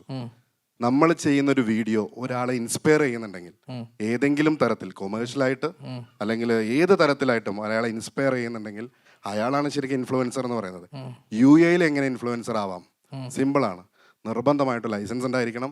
2, ഇവിടെ വന്ന് പ്രൊഡക്റ്റ്, ഏത് പ്രൊഡക്റ്റ് ആണെങ്കിലും ഇവിടത്തെ ഗവൺമെന്റിന് അപ്രൂവ് അല്ലാത്ത ഒരു സാധനവും എനിക്ക് തോന്നുന്ന ഒരു ഇൻഫ്ലുവൻസറും പുറത്തേക്ക് എത്തിച്ചാൽ അത് ലക്ഷക്കണക്കിന് രൂപ ഫൈനാണ്. അപ്പോൾ ഇൻഫ്ലുവൻസറെ സംബന്ധിച്ച് സാമൂഹിക പ്രതിബദ്ധത എന്നുള്ളൊരു സാധനം നിലനിൽക്കുന്നു. 2, ഇവിടുത്തെ ഗവൺമെന്റിനെ പറ്റിച്ചുകൊണ്ട് എന്തെങ്കിലും സാധനങ്ങൾ ചെയ്താൽ അത് ഇൻഫ്ലുവൻസർക്ക് പണി കിട്ടുന്നതാണ്. സോ വളരെ സിമ്പിൾ ഉത്തരാണ്. ഒരാളെ ഇൻഫ്ലുവൻസ് ചെയ്യുന്ന, ഈ രാജ്യത്തിന് ആവശ്യമുള്ള കാര്യങ്ങൾ മുമ്പോട്ട് വെക്കുന്ന ആളാണ് ഇൻഫ്ലുവൻസർ എന്ന് പറയുന്നത്. അന്ന് എനിക്കിതൊക്കെ അറിയാം. അല്ല, നേരത്തെ താങ്കൾ പറഞ്ഞു. ഞാൻ അജ്മലിനോട് ചോദിച്ച ചോദ്യം, അല്ല, നിങ്ങൾ താങ്കൾ നേരത്തെ തുടങ്ങിയ സമയത്ത് ബ്രദർ പറയുമ്പോൾ ഞാൻ ഫുള്ള് കേട്ടു പറയാം. കേട്ടില്ലേ? ഞാൻ ചോദിച്ചത്, നിങ്ങളൊരു പ്രൊഡക്റ്റ് യൂസ് ചെയ്യുമ്പോൾ, നിങ്ങളൊരു എൻഡോസ് ചെയ്യുന്ന ഒരു സാധനം നിങ്ങൾ ചെയ്യുമ്പോൾ, നിങ്ങൾ അത് ഉപയോഗിച്ചിട്ടാണോ, അതിൻ്റെ ക്വാളിറ്റി ചെക്ക് നടത്തിയിട്ടാണോ നിങ്ങൾ? ഇതാണ് ഞാൻ ചോദിച്ചത്. കാശുണ്ടാക്കാൻ വേണ്ടിയിട്ടെന്ന് പറഞ്ഞിരുന്നത് അജ്മലാണ്. അതുകൊണ്ടാണ് ഞാൻ അജ്മലിനെ കോർ ചെയ്ത് പറഞ്ഞത്. അപ്പൊ എൻ്റെ ചോദ്യം എന്താണ് ഇൻഫ്ലുവൻസർ എന്ന് എനിക്ക് ബ്രദർ പറഞ്ഞു തരേണ്ട കാര്യമില്ല. എനിക്ക് കൃത്യമായിട്ട് ഇൻഫ്ലുവൻസർ എന്താന്നുള്ളത് എനിക്ക് നിങ്ങളത്ര തന്നെ എനിക്ക് അറിവുണ്ട്. ഇൻഫ്ലുവൻസർ എന്താന്നുള്ളതിനെ കുറിച്ച് നിങ്ങൾ പറഞ്ഞപ്പോൾ ഞാൻ കേട്ടോ. ഓക്കെ, ഇനി ഞാൻ പറയുന്നത് നിങ്ങൾ കേൾക്കണം. അപ്പോൾ എനിക്ക് പഠിപ്പിച്ചു തരേണ്ട കാര്യമില്ല എന്താണ് ഇൻഫ്ലുവൻസർ എന്നുള്ളത്. ഞാനിവിടെ ഒരു ക്ലാസ്സിനോ സെഷനോ ഇരിക്കുകയല്ല. ഞാൻ ഗസ്റ്റായിട്ട് വന്ന പരിപാടിക്ക് നിങ്ങളിവിടെ ഒരു ചോദ്യം ചോദിക്കാൻ പറഞ്ഞു. എനിക്ക് നിങ്ങൾ ഇൻഫ്ലുവൻസർ എന്ന് പറഞ്ഞ് എന്താണ് പഠിപ്പിച്ചു തരേണ്ട യാതൊരു കാര്യം ഇവിടെ ഇല്ല. എനിക്ക് അങ്ങനെ ഒരു സംശയം ഉണ്ടെങ്കിൽ ഞാൻ അജ്മലിനോട് ചോദിക്കും, അജ്മൽ എന്താണ് ഈ ഇൻഫ്ലുവൻസർ? അല്ല, അതുകൊണ്ടാണ് ഞാൻ പറഞ്ഞത് അജ്മൽ ആയിക്കോട്ടെ, ഞാൻ പറഞ്ഞ കാര്യം, ഈ നിങ്ങളൊരു പ്രൊഡക്റ്റോ സാധനമോ എൻഡോസ് ചെയ്യുന്നുണ്ടെങ്കിൽ നിങ്ങൾ അത് ഉപയോഗിച്ചിട്ടാണോ? അത് ഞാൻ അജ്മലിനോട് ചോദിച്ച ചോദ്യം. ഓക്കെ, അതിൻ്റെ ക്വാളിറ്റി ചെക്ക് നിങ്ങൾ നടത്താറുണ്ടോ? നിങ്ങൾ എനിക്കിപ്പോൾ പറഞ്ഞു തന്നത് എന്താണ് ഇൻഫ്ലുവൻസർ എന്നുള്ളത്. എന്താണ് ഇൻഫ്ലുവൻസ് എന്നുള്ളത് എനിക്ക് നിങ്ങൾ പറഞ്ഞിട്ട് അറിയേണ്ട കാര്യമില്ല. എനിക്കത് അത്യാവശ്യം നന്നായിട്ട് അറിയാം. ഇനി ഈ കാര്യത്തിന് എനിക്ക് മറുപടി ചെയ്യാൻ താല്പര്യമില്ല. അല്ല, ഞങ്ങൾ അറിയാമോ ചോദ്യം എന്ന് പറയുന്നത് എന്താ, നമ്മളെന്താണെന്നറിയാമോ? ഒരു മിനിറ്റ്, ഇതൊരു സംവാദമോ ഇതോ ഒന്നുമല്ല. ഞാൻ വളരെ ഫ്രണ്ട്ലി ആയിട്ടാണ് നിങ്ങളോട് പറയുന്നത്. ഒരിക്കലുമല്ല. പിന്നെ വളരെ ഫ്രണ്ട്ലി ആയിട്ടാണ് ഞാൻ പറഞ്ഞ അജ്മൽ പറഞ്ഞ കാര്യം തെറ്റാണ്. അതുകൊണ്ടാണ് ഞാൻ പറഞ്ഞത് എല്ലാവരുടെ അല്ലല്ല, അങ്ങനെയല്ല, എല്ലാ കൺസെപ്റ്റും അങ്ങനെയല്ല എന്നുള്ളതാണ്. കാരണം ഇതൊക്കെ മാധ്യമങ്ങൾ കാണുന്ന സാധനമാണ്. എനിക്ക് പ്രശ്നമില്ല, എല്ലാവരുടെ കൺസെപ്റ്റും അങ്ങനെയാണെന്നുള്ളതല്ല. അതാ പറഞ്ഞ. പക്ഷേ നിങ്ങളുടെ കൂടെയുള്ള ഒരു ഇൻഫ്ലുവൻസർ ആണ്, അയാളുടെ കൺസെപ്റ്റ് അതാണ്. നിങ്ങൾ പറഞ്ഞ എന്താ, UAE അത്രയും ക്രെഡിബിലിറ്റി ഉള്ള ഇൻഫ്ലുവൻസർ ആണ് അവൻ, ഇവിടെ നിങ്ങളെക്കാളും കൂടുതൽ ഫോളോവേഴ്സ് ഉള്ള ഇൻഫ്ലുവൻസർ ആണെങ്കിൽ അവൻ പറഞ്ഞതാണ് ഞാൻ പറഞ്ഞത്. അങ്ങനെയല്ല, ഫോളോവേഴ്സിന്റെ എണ്ണത്തിലല്ല ഇൻഫ്ലുവൻസർ എന്ന് പറയുന്നത്. അയാൾ ചെയ്യുന്ന വർക്കില് 100% കൊമേഴ്ഷ്യൽ ആയിട്ട് മാത്രം. എവിടെ പോയോ? കൊമേഴ്ഷ്യൽ ആയിട്ട് മാത്രം വൽക്കരിക്കരുത് എന്നാണ്. അപ്പൊ അവൻ പോയി കഴിഞ്ഞു ഇവിടുന്ന്, ഇതും പറഞ്ഞ് പോയി. ഓക്കെ, അല്ല, തീർച്ചയായിട്ടും ഒരു കാര്യം, അമ്മയെ കുറിച്ച് പറഞ്ഞപ്പോൾ എനിക്കറിയാവുന്ന, അമ്മ ഇപ്പോൾ അവിടെ ഉള്ളവർക്ക് 5000 രൂപ വെച്ച് പെൻഷൻ കൊടുക്കുന്നുണ്ട്. അത് കൂട്ടുകയാണ്. ഇപ്പം അമ്മ വീട് എന്ന് പറഞ്ഞ ഒരു വീട് സമ്പ്രദായം എന്നുവെച്ചാൽ ഇവർക്ക് ആരും കാണാനില്ലെങ്കിൽ അവർക്ക് വീട് വെച്ച് കൊടുക്കാൻ വേണ്ടി സ്ഥലം വരെ വാങ്ങി കഴിച്ചിരിക്കുന്നു. അത്തരം അങ്ങനെ സംഭവങ്ങളെല്ലാം അമ്മ ചെയ്യുന്നുണ്ട്. മോളി ചേച്ചിയുടെ വാർത്ത ചെയ്ത ഒരു വ്യക്തിയാണ് ഞാൻ. ആ മോളി ചേച്ചി ആരും നോക്കാനില്ല എന്നൊരു വാർത്ത ചെയ്ത ഒരു വ്യക്തിയാണ്. പക്ഷേ മോളി ചേച്ചിക്ക് ചെയ്യാവുന്ന സഹായം അമ്മ ചെയ്തിട്ടുമുണ്ട്. ഫിറോസ് കുന്നുംപറമ്പിൽ പറഞ്ഞിട്ട് അതിലേക്ക് പണം അയച്ചു കൊടുത്തവരാണ് ഞങ്ങൾ. അപ്പൊ അതും കൂടെ പറയാം. അല്ല, അത് നിങ്ങളുടെ നല്ല മനസ്സ് കാരണം വെച്ചാൽ അതൊരിക്കലും നമ്മൾ, കാരണം പിന്നെ ഒരു കാര്യം എന്ന് വെച്ച് കഴിഞ്ഞാൽ ഇത് ഒരാൾക്ക് മാത്രമല്ല, മനസ്സലിവുള്ള എല്ലാവർക്കും ചെയ്യാൻ പറ്റുന്ന കാര്യമാണ്. മനസ്സിലായില്ലേ? ഇത് അമ്മ മാത്രം. ഇപ്പം നേരത്തെ ചോദിച്ച ചോദ്യത്തിൽ നിങ്ങൾ ചെയ്തു എന്ന് പറഞ്ഞു, അത് വലിയ കാര്യമാണ്. പക്ഷേ ഇത് അമ്മയുടെ മാത്രമെന്നല്ല, എല്ലാം നമുക്കൊക്കെ ഇഷ്ടമാണ് അവരെ. ഇപ്പം ഞാൻ നിങ്ങൾ പറഞ്ഞപ്പോഴാണ് സത്യം പറഞ്ഞാൽ എനിക്ക് അവരിങ്ങനെ ഒരു ദുരവസ്ഥയിലാന്നുള്ള ഞാൻ ഈ വീഡിയോ ഒന്നും കണ്ടിട്ടില്ല. അറിഞ്ഞിരുന്നെങ്കിൽ നമ്മളൊക്കെ സഹായിക്കേണ്ടതാണ്. കാരണം നമുക്ക് അവരെ സിനിമയിലൂടെയൊക്കെ ഒരുപാട് നമ്മുടെ ഇഷ്ടം നേടിയിട്ടുള്ള ഒരു സ്ത്രീയാണ്. അപ്പം നിങ്ങളത് ചെയ്തിട്ടുണ്ടെങ്കിൽ അത് വലിയ നല്ല കാര്യം. അത്രയേ ഉള്ളൂ. Thank you. അലി, ആ. നമ്മുടെ മുനീർ കണ്ടോ അവിടെ? അതെ, അത് ഞാൻ പോവല്ലേ, മുന്നേർക്ക് ഇങ്ങനെ തല പോഞ്ഞ് ആലോചിച്ചുകൊണ്ടിരിക്കുകയാണ് എന്താണ് ചോദിക്കേണ്ടതെന്ന്. പുള്ളി ഒരു സിനിമ നടൻ ബാക്ക്ഗ്രൗണ്ടുള്ള ആളുമാണ്. അതല്ലേ? അജ്മൽ പോയോ? അജ്മൽ വരണം, ഹബീബ് അജ്മലിനെ എത്തിക്കണം. നിങ്ങൾ തമ്മിൽ എന്തെങ്കിലും ശത്രുതയുണ്ടോ? ഉണ്ടോ? ധ്യാൻ ബ്രോ, ആ, ഗുഡ് ഈവനിങ്. നമസ്കാരം. നമസ്കാരം. അടിപൊളിയാട്ടോ. You are an amazing character. Thank you. Okay, നിങ്ങളുടെ ഫാദറിൻ്റെ സിനിമ, ജ്യേഷ്ഠൻ്റെ സിനിമ, നിങ്ങളുടെ സിനിമ ഒക്കെ എല്ലാവരും കാണുന്ന ആൾക്കാർ. ഓ, എൻ്റെ ഒരു ജ്യേഷ്ഠ സിനിമാ നടനാണ്, ആ ഷുക്കൂർ വക്കീൽ. ആ അറിയാം. ഞങ്ങളിപ്പോ പാലക്കാട് ഒരുമിച്ച് ഒരു സിനിമയിൽ അഭിനയിച്ചു ഒരുമിച്ച്. ഒരു വക്കീൽ ഒരു പ്രാവശ്യം അഭിനയിച്ചിട്ട് തന്നെ ഞാൻ എല്ലാവരോടും പറഞ്ഞു നടക്കണം. അപ്പം ആ. അച്ഛനും ജ്യേഷ്ഠനും സിനിമയിലുണ്ടായിട്ട് പോലും ആ, ആ. അവരൊന്നും എനിക്ക് വേണ്ട, ഞാൻ സ്വന്തമായിട്ടൊരു പാത വെട്ടിത്തെടിക്കുന്ന ഒരാളായിട്ട് ഡിഫറെൻറ്റ് ക്യാരക്ടറായിട്ടാണ്. പിന്നെ ഇവിടുത്തെ ഇൻഫ്ലുവൻസേഴ്സ് ഒക്കെ കാശ് ഉണ്ടാക്കാൻ തന്നെയാണ്. അങ്ങനെയല്ലല്ലോ. അല്ല, എന്തായാലും ആ ടോപ്പിക് അങ്ങനെ ഒരു ഇറ്റ്സ് എ ഫൺ ടോപ്പിക്. അതെ അതെ അതെ. അതിനകത്തൊരു സീരിയസ് എലമെന്റ് ഒന്നും നമ്മൾ കൊണ്ടുവരേണ്ട കാര്യമൊന്നും തോന്നുന്നില്ല. ഇറ്റ്സ് എ ടോട്ടലി ഒരു ഫൺ ആയിട്ടുള്ള ഒരു അല്ല, സംഭവം. പുള്ളി അതിനെ പുള്ളി ഒരാള് വേറിട്ട് നിൽക്കുന്ന പോലെ തെറ്റില്ലല്ലോ. നമുക്ക് അതിനെ പുള്ളി അത് വളരെ ജെന്യൂൻ ആയിട്ട് കാണുന്ന ഒരു. തീർച്ചയായിട്ടും. എന്തായാലും നിങ്ങളുടെ സിനിമകളൊക്കെ ഉഷാറാവട്ടെ, ഓ, ഗംഭീരാവട്ടെ. ഓ. 3 കാര്യങ്ങളാണ് ധ്യാൻ ഇവിടെ നമ്മുടെ മുന്നിലേക്ക് എപ്പോഴും എടുത്തിടുന്നത്. ഞാൻ എപ്പോഴും ആലോചിക്കുമ്പോൾ അതിനൊന്ന് ക്രോസ് സെക്ഷൻ എടുത്ത് നോക്കുമ്പോൾ, ഒന്ന് ഫ്രീഡം. ഒരാളുടെ ഫ്രീഡം എന്താണെന്ന് ലോകത്തിന് മുഴുവനും പഠിപ്പിച്ചു കൊടുത്തൊരു മലയാളിയാണ് ധ്യാൻ. എന്തും ഏതും എങ്ങനെ ചേട്ടാ ഞാൻ പഠിപ്പിച്ചു കൊടുക്കണം. What we learn from you. ഇപ്പൊ പുള്ളി ഇൻഫ്ലുവൻസർ എന്താണെന്ന് എനിക്ക് പഠിപ്പിച്ചു തന്ന പോലെ ഇപ്പൊ രണ്ടാമത്തെ ഐഡന്റിറ്റിയാണ് ധ്യാന്റെ ഒരു ഐഡന്റിറ്റി. അത് അച്ഛൻ്റെ മകനാണെന്നോ അമ്മയുടെ മകനാണെന്നോ ജ്യേഷ്ഠൻ്റെ അനുജനാണെന്നോ പറയാതെ ധ്യാനായിട്ട് നിൽക്കുക എന്നുള്ളത് ഒരു വലിയൊരു ഐഡന്റിറ്റിയാണ്. അതിനിടെ അജ്മലെ, നീ ഇവിടെ നടന്നത് വല്ലതും അറിഞ്ഞോ? നീ പറഞ്ഞൊരു കാര്യം കാരണം ഞാൻ വെള്ളം കുടിച്ചു പോയിരിക്കുക. അജ്മല് കാശുണ്ടാക്കുന്നതിനെ കുറിച്ചാണ് ഇപ്പൊ ഈ കാശുണ്ടാക്കാൻ വേണ്ടി മാത്രം പരിപാടി നടത്തുന്നതാണ്. ഇൻഫ്ലുവൻസ് ചെയ്യാന്നുള്ളത്. അളിയന്റെ പേരെന്തായിരുന്നു? മുന്തിർ പറഞ്ഞ് പണത്തിന് വേണ്ടി നീ എന്തും.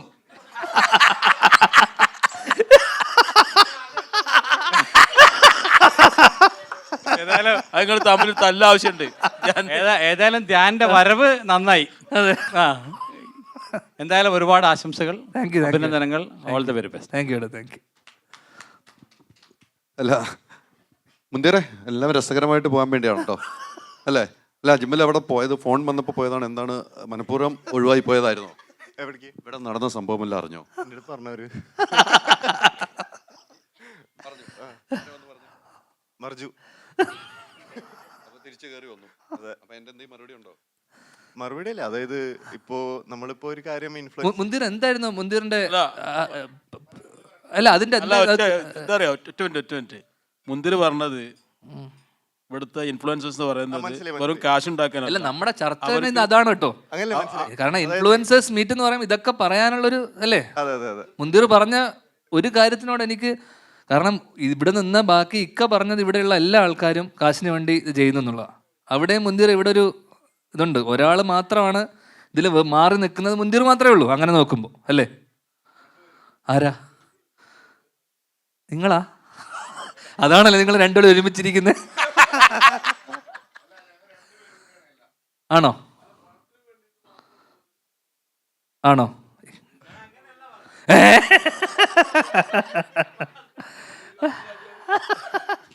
മുനീർക്ക് എന്ത് ഉദ്ദേശിച്ചാ പറഞ്ഞത്? തല്ലുണ്ടാക്കുന്ന തന്നെയാണോ?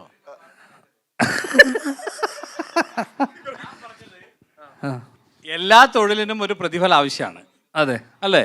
അല്ല, പക്ഷെ ഇക്ക പറഞ്ഞത് പണത്തിന് വേണ്ടി മാത്രമല്ല. ഇൻഫ്ലുവൻസേഴ്സ് ഞാനൊരു ഇൻഫ്ലുവൻസർ ഒന്നല്ല. എന്തിനാ ഇവിടെ വിളിച്ചു വരുത്തുന്നത് എനിക്കറിയില്ല. പക്ഷെ എനിക്ക് പറഞ്ഞോടാ എന്നെന്തിനാ വിളിച്ചു വരുത്തിയത്.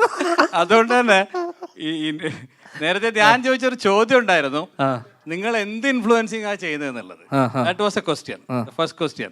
ഇവിടെ നടക്കുന്ന ഓരോ കാര്യങ്ങളിലും ഇൻഫ്ലുവൻസറും എന്നുള്ളതിനേക്കാളും ഒരു ഇൻഫോർമർ ആയിട്ട് പല ആൾക്കാരും ഇവിടെ മാറുന്നു എന്നുള്ളതാണ്. ഒരു കാര്യം ആദ്യമായിട്ട് ജനങ്ങളിലേക്ക് ഡയറക്റ്റ് ആയിട്ട് എത്തിക്കുന്ന ഒരുപാട് ആൾക്കാർ ഇവിടെ ഉണ്ട്. പിന്നെ എന്റർടൈൻ ചെയ്യുന്ന ഒരുപാട് ആൾക്കാരുണ്ട്. അതേപോലെ തന്നെ ഒരുപാട് യൂസ്ഫുൾ ആയിട്ടുള്ള കണ്ടന്റ് കൊടുക്കുന്ന ആൾക്കാരുണ്ട്. എല്ലാ തരത്തിലും ആൾക്കാരെ എൻഡ് ഓഫ് ദ ഡേ രാത്രി ഒന്ന് കിടന്നുറങ്ങണമെങ്കിൽ 1-2 വീഡിയോസ് കണ്ട ഉറക്കം വരുന്ന ആൾക്കാർ ഇതിനകത്തുണ്ട്. അപ്പോൾ ആ എല്ലാ തലത്തിലും ഒരു മനുഷ്യനെ ഇൻഫ്ലുവൻസ് ചെയ്യുന്ന ആൾക്കാരാണ് ഇവിടെ മുഴുവൻ ഇരിക്കുന്നത്. പക്ഷെ അതിനകത്ത് ആ ഇൻഫ്ലുവൻസ് എന്ന് പറഞ്ഞാൽ പല തരത്തിൽ നിങ്ങൾക്ക് വേണമെങ്കിൽ വ്യാഖ്യാനിക്കാം. അപ്പം മുന്തിർ പറഞ്ഞത് ഇൻസ്പയറിങ്ങും കൂടെ ആണെന്നുള്ളത്. ഇൻസ്പയറിംഗ് എന്ന് പറയുന്നത് ഇപ്പോൾ രാവിലെ എഴുന്നേൽക്കുമ്പോൾ ചിലപ്പോൾ നമ്മൾക്ക് നല്ല ടെൻഷനിലായിരിക്കും വരുന്നത്. ആ സമയത്ത് ഏതെങ്കിലും ഒരാളുടെ നല്ലൊരു വീഡിയോ, പാത്തുവിൻ്റെ ഒരു വീഡിയോ കണ്ടു കഴിഞ്ഞാൽ നമുക്ക് ഭയങ്കരമായിട്ട് ഇൻസ്പയർ ആവും. അത് ചെയ്യുന്നൊരു വളരെ ചെറിയ കണ്ടന്റ് ആയിരിക്കാം, പക്ഷെ അത് കാണുന്നുണ്ടാവുമ്പോൾ നമുക്ക് ഉള്ളിലുണ്ടാവുന്ന ഒരു സന്തോഷമുണ്ട്. അതിന് നമുക്ക് ഇൻസ്പിറേഷൻ എന്ന് വിളിക്കാം. അല്ല, വേറൊരു കാര്യമുണ്ട്. ഇപ്പൊ രാവിലെ എഴുന്നേറ്റ് ഇതേപോലെ തന്നെ ജോബ് സ്ഥലത്ത് നമുക്കൊരു ഭയങ്കരമായിട്ട് ടെൻഷൻ ഉണ്ടാകുന്ന സമയത്ത് ഏതെങ്കിലും ഒരാള് പറയുന്ന ഒരു സംഭവം, നമുക്ക് ആ ജോലി അത് പോയാലും കുഴപ്പമില്ല, നമുക്ക് ഒരു എന്റർപ്രണർ ഫൈസൽക്കാരുടെ പല വീഡിയോസിലും നമ്മൾ കാണാറുണ്ട്, നമുക്ക് എന്തില്ലെങ്കിലും നമ്മൾ എങ്ങനെ വന്നാലും അവസാനം കുറച്ച് അധ്വാനിച്ചാൽ നന്നായിട്ട് ഫോക്കസ് ചെയ്താൽ ജീവിതത്തിലെത്താം, അങ്ങനെ എത്തിയ ആൾക്കാരാണ് എന്ന് പറഞ്ഞ് നമ്മൾ ഇന്റർവ്യൂ പലരും ചെയ്യും. ആ ഇന്റർവ്യൂ കാണുമ്പോൾ നമ്മൾ ഭയങ്കര ഇൻസ്പയർ ആവും. അത് ഒരു ഇൻഫ്ലുവൻസറുടെ ഒരു മാത്രം കഴിവാണ്. അത് ചിലപ്പോൾ സിനിമക്കാർ പറഞ്ഞാൽ നമ്മൾ സിനിമ മാത്രമായിട്ട് ഇത് കാണുള്ളൂ. ഒരു സിനിമയെക്കാളും ജനങ്ങളുടെ ഇടയിൽ ദൈനംദിനം കണ്ടന്റ് കൊണ്ടുവന്ന് സ്വാധീനിക്കുന്ന, ഇൻഫ്ലുവൻസ് ചെയ്യുന്ന യഥാർത്ഥ ഇൻഫ്ലുവൻസേഴ്സ് ആണ് ഈ ഇരിക്കുന്നതെല്ലാം. അങ്ങനെ പ്ലേറ്റ് മറിച്ചല്ലേ? അതൊരു അല്ലേ മുന്തിർ, am I right? പക്ഷെ അത് പണത്തിന് വേണ്ടി മാത്രമാണ് ഞാൻ പറഞ്ഞത്. ഞാൻ തെറ്റാണെങ്കിൽ ഞാൻ പിൻവലിക്കുന്നു. I apologise for that. പക്ഷെ അത് പണം ഇല്ലാതെ വെറുതെ എല്ലാരും ചെയ്യണമെന്ന് ചടിക്കുന്ന കുറെ കച്ചവടക്കാർ ഇവിടെ ഉണ്ട്. അല്ല, അങ്ങനല്ല, അങ്ങനത്തെ ആരോട് പറയാനുള്ളത്, ചെയ്യുന്ന വർക്കിന് ശമ്പളവും കാശും കൃത്യമായിട്ട് കൊടുക്കണം. അതല്ലാതെ അവൻ എങ്ങനെയെങ്കിലും ഒന്ന് നന്നാവട്ടെ എന്ന് പറഞ്ഞിട്ട് അവൻ നമ്മളെ ചില പ്രൊഡക്റ്റും സർവീസസ് ഒക്കെ ഫ്രീ ആയിട്ട് ചെയ്യുന്ന ആൾക്കാരൊക്കെ ഉണ്ട്. അവരോട് പറയാനുള്ളത്, എല്ലാ ആൾക്കാരും അവരുടെ സമയമാണ് ഇമ്പോർട്ടൻറ്റ്. ബ്രഹ്മയുഗത്തിൽ പറയുന്ന പോലെ നിന്റെ സമയമാണ് പണയം വെക്കുന്നതെന്ന് മമ്മൂട്ടി പറയുന്നുണ്ടല്ലോ, അർജുൻ്റെ. അതേപോലെ സമയമാണ് ഇവിടെ ഇമ്പോർട്ടൻറ്റ്. ഇത്രയും നേരം ഇവിടെ വന്നിരിക്കുന്നവരൊക്കെ ഇതേ സമയം കൊണ്ട് അവർ 2 ഷൂട്ട് ചെയ്ത് കഴിഞ്ഞാൽ അവർക്ക് ആ എല്ലാ കാശ് ഉണ്ടാക്കുന്ന ആൾക്കാരാണ്. അപ്പോൾ value for your time, that is important for any influencer. That's all, sir. Okay അല്ലേ? മറുപടി കറക്റ്റായി എന്ന് തോന്നുന്നു അല്ലേ? പക്ഷെ എങ്കിലും അജ്മൽ പറയണം. അജ്മൽ മറുപടി പറഞ്ഞേ മതിയാവുള്ളൂ. അജ്മൽ മറുപടി പറയണം ഇതിന്. ആള് വെറുതെ ഒരു തമാശക്കൊരു ചോദിച്ചു, ഞാൻ തമാശക്കൊരു കേട്ടില്ലേ? ഞാൻ കാര്യമായിട്ടാ ചോദിച്ചത് നിന്നോട്. ഞാൻ ശരിക്കും ചോദിച്ചതെന്ന് വെച്ചാൽ, എന്തുകൊണ്ടാ ചോദിച്ചതെന്ന് വെച്ചാൽ, ശരിക്കും അങ്ങനെ ഒരു ക്വാളിറ്റി ചെക്ക് നടത്തണ്ടേ നമ്മളൊരു സംഭവം? അങ്ങനല്ല, എന്താ സംഭവിച്ചാൽ ദുബായിൽ ഇപ്പൊ ആള് പറഞ്ഞ പോലെ ഇവിടുത്തെ പ്രൊഡക്റ്റ് ഇറക്കുകയാണെങ്കിൽ എന്തെങ്കിലും ബ്രാൻഡ് ഇറക്കുകയാണെങ്കിൽ തന്നെ അതിന് അതിൻ്റെതായിട്ടുള്ള വാല്യൂ ഉണ്ടാവും. പിന്നെ അത് നമുക്ക് കിട്ടുമ്പോൾ നമ്മൾ എന്തായാലും ഒരു സാമാന്യ ക്വാളിറ്റി ഉള്ള ഒരു പ്രൊഡക്റ്റ് നമ്മൾ ആൾക്കാരിലേക്ക് എത്തിക്കും. അതിന് താഴേക്കുള്ള സംഭവം നമ്മൾ ചെയ്ത് കഴിഞ്ഞാൽ നമുക്കും നമ്മുടെ അക്കൗണ്ടും അത് ഇതാവും. അങ്ങനത്തെ രീതിയിൽ പിന്നെ പേയ്മെന്റ് എന്തായാലും നോക്കുന്നത്. ഓക്കെ അല്ലേ? ഇനി ആരാണ്? ചേട്ടൻ വേറെന്തോ ഒരു കാര്യം ചെയ്തുകൊണ്ടിരിക്കുന്നതിനിടയിൽ നീ. ഹലോ, ഒരു കാര്യം പറഞ്ഞാല്, എനിക്ക് താങ്കളെയും താങ്കളുടെ ചേട്ടനെയും അച്ഛനെയും വളരെ സ്നേഹത്തിലും ആദരവോടും കാണുന്ന ഒരാളാണ്. ഒരു 2 ദിവസം മുമ്പേ ചേട്ടനുമായിട്ട് ഞാൻ കുറച്ചു നേരം ഞങ്ങളൊരു സ്പോൺസർഡ് പ്രോഗ്രാം ചെയ്തിട്ടുണ്ടായിരുന്നു, ഷാൻ്റെ. അപ്പൊ എനിക്ക് അദ്ദേഹമായിട്ട് കുറെ നേരം സംസാരിക്കാനും, താങ്കൾ ഈ ഒരു പ്രോഗ്രാമിന് വരുന്നുണ്ടെന്നും അതിന് ഞാൻ സ്പോൺസർ കുറെ കാര്യങ്ങൾ ഞങ്ങൾ സംസാരിച്ചു. നമ്മളുടെ ചെറുപ്പകാലത്ത് ഏറ്റവും കൂടുതൽ ആരാധനയോട് കൂടി കണ്ട ഒരാളാണ് താങ്കളുടെ അച്ഛൻ. ആ ഒരു അച്ഛൻ്റെ മകനായി താങ്കൾ വന്നു. ആ ഒരു നമ്മളുടെ ആ ഒരു ഈ മീഡിയ എന്ന് പറയുന്നത് നമ്മൾ എപ്പോഴും ഒരു ആരാധനയോട് കൂടി തന്നെ നോക്കുന്നതാണ്. താങ്കളിൽ നിന്ന്, അതായത് ചേട്ടൻ അനിയൻ എന്ന് പറയുമ്പോൾ രണ്ട് തലത്തിലാണ് വർക്ക് ചെയ്യുന്നെങ്കിലും താങ്കളിലും നമ്മുടെ വലിയ പ്രതീക്ഷയോടുകൂടിയാണ് ഇപ്പോഴും ഇരിക്കുന്നത്. You are doing a great job. Some are going in negative. അത് അറിഞ്ഞുകൊണ്ട് ചെയ്യുന്നതാണോ അതോ automatically your character is like that? സിനിമയുടെ സക്സസും ഫെയിലിയറും ആണോ ചോദിക്കുന്നത്? In all together we are comparing. Like 3 പേര് നമ്മുടെ ആരാധന പുരുഷന്മാരാണ്. അപ്പൊ നമ്മൾ 3 പേരെയും കാണുന്ന 3 ഇങ്ങനെ നമ്മൾ കാണുന്നുണ്ടല്ലോ. നമ്മുടെ ഒരു കണ്ണ് എപ്പോഴും ഈഗിൾ ഐസ് പോലെ നമ്മളിങ്ങനെ കണ്ടോണ്ടിരിക്കുന്നതാണ്. ഒന്ന്, നമുക്കൊരിക്കലും അച്ഛനെ പോലെ എത്തിപ്പെടാൻ പറ്റാത്തൊരവസ്ഥയിൽ അച്ഛൻ എത്തി എന്ന് വെച്ച് കഴിഞ്ഞാൽ അച്ഛൻ ആഗ്രഹിക്കാം. കാരണം ഞാൻ എപ്പോഴും കോമ്പീറ്റ് ചെയ്യുന്ന അച്ഛനുമായിട്ടാണ്, ചേട്ടനുമായിട്ട് പോലും ഇല്ല. എനിക്ക് തോന്നുന്നു അച്ഛൻ ആദ്യത്തെ സിനിമ എഴുതുന്നത് ഞാൻ 10 വർഷമായി സിനിമയിൽ വന്നിട്ട്. ഞാൻ അസിസ്റ്റന്റ് ഡയറക്ടറായിട്ടാണ് വരുന്നത് 2010-11 സമയത്തൊക്കെ. ഞാൻ അഭിനയിച്ചു തുടങ്ങിയത് 2013-ലാണ്. അപ്പോൾ 10 വർഷം എന്ന് പറയുമ്പോൾ 2024 11-ാമത്തെ വർഷം തിരയിലാണ് ഞാൻ അഭിനയിക്കുന്നത്. അപ്പം ഞാൻ സിനിമയിൽ അഭിനയിക്കണം എന്ന് വിചാരിച്ചിട്ട് എന്നുവെച്ചാൽ അഭിനയം എൻ്റെ പ്രധാന താല്പര്യമൊന്നും ആയിരുന്നില്ല. അപ്പോൾ ആക്സിഡൻ്റലി തിര എന്ന് പറഞ്ഞൊരു സിനിമ സംഭവിച്ചു, ചെയ്തു. കുഞ്ഞിരാമായണം 2014 ഞാൻ സിനിമ ചെയ്തിട്ടില്ല. 15-ൽ കുഞ്ഞിരാമായണം ബേസിലിൻ്റെ സിനിമ ആയതുകൊണ്ട്, ബേസിൽ തിരയിൽ അസിസ്റ്റൻറ്റ് ഡയറക്ടർ ആയതുകൊണ്ട് ബേസിലിനോടുള്ള സൗഹൃദത്തിൻ്റെ പുറത്താണ് കുഞ്ഞിരാമായണം സംഭവിക്കുന്നത്. അതേ സൗഹൃദത്തിൻ്റെ പുറത്താണ് അടികപ്പ്യാരെ അജു ഞങ്ങളുടെ ആ ഗ്രൂപ്പിനാണ്. അപ്പം ഞാൻ ആ സമയത്ത് തിര ചേട്ടൻ്റെ പടമായിട്ട് ചെയ്തു. ഈ 3 സിനിമയും അത്യാവശ്യം അഭിപ്രായം കിട്ടിയ 3 സിനിമകളും എല്ലാം ഞാൻ ചൂസ് ചെയ്ത സിനിമകളൊന്നുമല്ല. എനിക്ക് വന്ന സിനിമകൾ, എനിക്ക് പരിചയമുള്ള ആൾക്കാരുടെ സിനിമകൾ ഞാൻ ചെയ്തു എന്നല്ലാതെ എനിക്ക് അഭിനയത്തോട് ഒരു ഭ്രമമോ ഇഷ്ടമോ ഒന്നും ഉണ്ടായിരുന്നില്ല. പണ്ടും ഒരു പാഷൻ ഉണ്ടായിരുന്നില്ല ആക്ടിങ്ങിനോട്. ഞാൻ ടെക്നീഷ്യൻ ആവണം, ഡയറക്ടർ ആവണം എന്ന് വിചാരിച്ചിട്ടാണ് സിനിമയിൽ വരുന്നത്. ഇപ്പോഴും ഞാൻ പാർട്ട് ടൈം ആക്ടിങ്ങും ഫുൾ ടൈം ഡയറക്ടർ ആവണം എന്ന് ആഗ്രഹിക്കുന്ന ആളാണ്. പക്ഷേ കൊറോണ വന്നപ്പോഴേക്കും കുറേ കാലത്തിന് ശേഷം, എനിക്കൊന്ന് 2017 ഞാൻ ബ്രേക്ക് എടുത്തിട്ട് 3 വർഷം ഞാൻ സിനിമയെ ചെയ്തില്ല. കാരണം ലവ് ആക്ഷൻ ഡ്രാമ എന്ന് പറഞ്ഞ പടം ഡയറക്റ്റ് ചെയ്യാൻ പോയിട്ട് എനിക്ക് ഭയങ്കര ഒരു ഗ്യാപ്പ് വന്നു. അപ്പം ഞാൻ ഇനി അടുത്തൊരു സിനിമ പിന്നെയും ഒന്ന് റീസ്റ്റാർട്ട് ചെയ്ത് ഒരു ഡയറക്ഷൻ പരിപാടിയാണ്, ആർട്ടിസ്റ്റിൻ്റെ ഡേറ്റ് എടുത്ത് നമ്മൾ പിന്നെയും ഒരു വലിയ സിനിമ ചെയ്യണമെങ്കിൽ വലിയൊരു സമയമെടുക്കും. അപ്പം ഞാൻ വിചാരിച്ചു ഒരു മേഖല അവിടെ കിടപ്പുണ്ടല്ലോ, അഭിനയം, എന്നാൽ പിന്നെ കുറച്ച് സിനിമ അഭിനയിക്കാം എന്നുള്ള രീതിയിൽ ഞാൻ കൊറോണ സമയത്ത് കുറച്ച് സിനിമകൾ, ഇതാണ് സത്യാവസ്ഥ, ഞാൻ പലയിടത്തും പറഞ്ഞിട്ടുണ്ട്, പല സ്ഥലത്തും പറഞ്ഞിട്ടുണ്ട്. അപ്പം അന്ന് ഞാൻ ബ്ലൈൻഡായിട്ട് എന്നുവെച്ചാൽ എന്നുവെച്ചാൽ നമ്മുടെ പരിചിത വലയത്തിനകത്തുള്ള ആൾക്കാരുടെ സിനിമകൾ കഥ പോലും കേൾക്കാതെ ഞാൻ ഒരുപാട് പടം കമ്മിറ്റ് ചെയ്തു. അതിൽ നല്ലതുണ്ടായിരുന്നു, മോശമുണ്ടായിരുന്നു. പക്ഷേ എല്ലാം ബിഗിനേഴ്സിൻ്റെ സിനിമയാകുമ്പോൾ നമ്മൾ വിചാരിക്കുന്നത് വെച്ച് കഴിഞ്ഞാൽ ഫസ്റ്റ് ടൈം ഡയറക്റ്റ് ചെയ്യുന്ന അവരെന്തായാലും അവരുടെ സിനിമ നന്നാക്കുമല്ലോ, കാരണം എന്നാലേ അവർക്കും ഫ്യൂച്ചർ ഉണ്ടാവുള്ളൂ. അങ്ങനെ നമ്മൾ ബ്ലൈൻഡായിട്ട് കുറേ സിനിമകൾ ഞാൻ കമ്മിറ്റ് ചെയ്തു. അതിൽ ഇപ്പോഴും തീരാത്ത കഥകൾ സിനിമകളുണ്ട് കമ്മിറ്റ് ചെയ്തിട്ടും തീരാത്ത. ഞാൻ 35 സിനിമ കമ്മിറ്റ് ചെയ്തു ഏകദേശം. അതിൽ ഇപ്പം ഞാൻ കഴിഞ്ഞ ചെയ്ത സിനിമ, അതിൽ 1-2 സിനിമകൾ, എനിക്കൊന്ന് ഉടൽ എന്ന് പറഞ്ഞ സിനിമ അത്യാവശ്യം അക്ലമേഷൻ കിട്ടി, ഉടൽ കിട്ടി. നദികളിൽ സുന്ദരി യമന അത്യാവശ്യം തിരക്കേടില്ലാതെ പോയി. ബാക്കി പലതും ups and downs, again flops ഉണ്ടായിട്ടുണ്ട്, ഇതുണ്ടായിട്ടുണ്ട് മിക്ക പടങ്ങളും. പക്ഷേ അപ്പോഴും നമ്മൾ നോക്കുന്ന ചെറിയ ഏറ്റവും കുറഞ്ഞ ബഡ്ജറ്റിലാണ് നമ്മൾ സിനിമ ചെയ്യുന്നത്. അപ്പോൾ കമേഴ്ഷ്യലി ബാങ്കബിൾ ആവുക എന്നുള്ള ഒരു കാര്യം കൂടിയുണ്ട്. പ്രൊഡ്യൂസറിന് നഷ്ടം വരാത്ത രീതിയിൽ ഇത് ബിസിനസ്സായി പോകുന്നുണ്ടെന്നുള്ളതാണ് ഞാൻ ചിന്തിച്ചിരുന്നത്. അപ്പം മിക്ക സിനിമകളും ഇതിനകത്ത് പലതും സാറ്റലൈറ്റും ബിസിനസ് നടന്നു. അപ്പോൾ എനിക്ക്, കാരണം ഒരു വലിയ സിനിമ ചെയ്തിട്ടൊരു വലിയ നടൻ ലോസ് ഉണ്ടാക്കി കഴിഞ്ഞു കഴിഞ്ഞാൽ അതൊരു വലിയ ഡയറക്ടർ അത് 10-20 കോടിയുടെ ലോസായിരിക്കും. ഇന്നും വലിയ സിനിമകൾ, കഴിഞ്ഞ വർഷത്തിറങ്ങിയ വലിയ നടന്മാരുടെ സിനിമകൾ ബിസിനസ് ആവാതെ പോയ സിനിമകളുണ്ട്. അപ്പം ഞാൻ ആലോചിച്ചു, കുഞ്ഞു സിനിമകൾ ചെയ്യാം, അഥവാ ലോസ് വരുവാണെങ്കിൽ തന്നെ ചെറുതല്ലേ വരുള്ളൂ എന്നുള്ള ചിന്ത. പിന്നെ എപ്പോഴും ഒരു പ്രൊഡ്യൂസർ നമ്മളടുത്ത് വരുമ്പോൾ അവർ കഥ ഇഷ്ടപ്പെട്ട് അവരത്ര കോൺഫിഡൻ്റ് ആയിട്ടാണ് നമ്മളടുത്ത് ഒരു സിനിമയായിട്ട് വരുന്നത്. അപ്പം ഞാൻ പലരോടും പറഞ്ഞിട്ടുണ്ട്, ചേട്ടാ ഇത് ചിലപ്പോൾ വർക്കാവില്ല, ഓടില്ല. ഞാൻ പറഞ്ഞ മിക്ക സിനിമകളും ഓടാതെയും പോയിട്ടുണ്ട്. അല്ല, ഞങ്ങൾക്ക് കോൺഫിഡൻസ് ഉണ്ട്, ധ്യാൻ ചെയ്താൽ മതി, നമുക്ക് കോൺഫിഡൻസ് ഉണ്ട്. ഇത് പ്രൊഡ്യൂസറാണ് പറയുന്നത്, കാശ് മുടക്കുന്ന ആൾ. അപ്പം ഞാൻ ഇവരോട് എപ്പോഴും പറയുന്നത് വെച്ചാൽ നിങ്ങളാണ് കാശ് മുടക്കുന്നത്. നിങ്ങൾക്ക് അതിൻ്റെ പുറത്ത്, സബ്ജക്റ്റിൻ്റെ പുറത്ത് കോൺഫിഡൻസ് ഉണ്ടെങ്കിൽ എനിക്ക് ചെയ്യുന്നതിന് എന്താ? കാരണം ഞാൻ അങ്ങോട്ട് പോയിട്ട് ഇവരെടുത്ത് സിനിമ ചോദിക്കുന്നില്ല, ഇവരിങ്ങോട്ടാണ് വരുന്നത്. എനിക്ക് ആക്ടിങ് എന്ന് പറഞ്ഞൊരു കരിയറിൽ നാളെ ഞാൻ ഫീൽഡ് ഔട്ട് ആയി പോയാൽ എനിക്ക് അങ്ങനത്തെ പ്രശ്നമില്ല, എനിക്കങ്ങനെ ഒരു ടെൻഷനില്ല.